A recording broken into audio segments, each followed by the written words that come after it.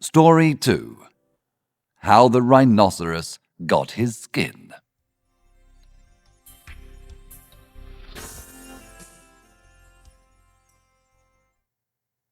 On an island in the Red Sea, there lives a Parsi. One day, he decides to make a cake. Now I need flour, currants, sugar, plums and some water. Parsi's cake is 2 feet wide and 3 feet high. This is going to be a very superior comestible.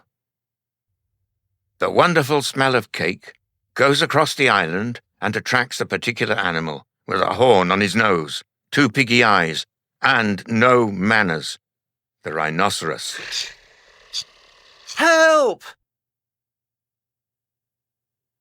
The rhinoceros follows the wonderful smell.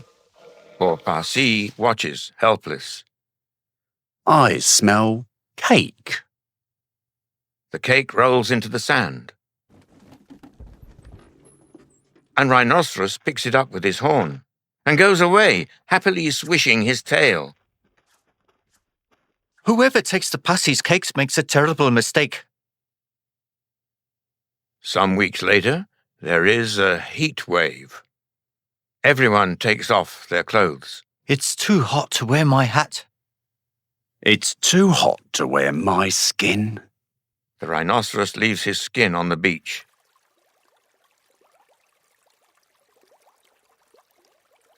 Ooh, that's better. Parsi arrives and sees the skin. He smiles a very big smile. I have a wonderful idea.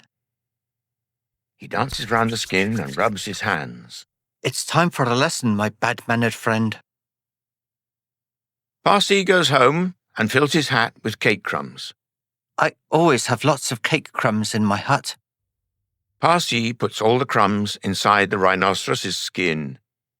Now let's see what happens. Parsi waits for Rhinoceros to come out of the sea. I feel wonderful. So refreshed.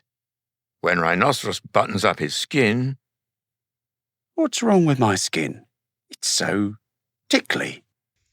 it tickles like cake crumbs in bed. How can I stop this terrible tickle? So he rolls and rolls. Oh no, that's worse. And he rubs and rubs. But his buttons fly off, and strange folds appear in his skin. My buttons. Now I can't take off my skin. Now I've got folds in my legs too.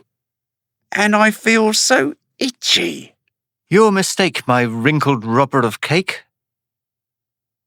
This is why all rhinoceroses have wrinkles and a very bad temper. You can't have a cake without the crumbs, dear reader. I've got you under my skin.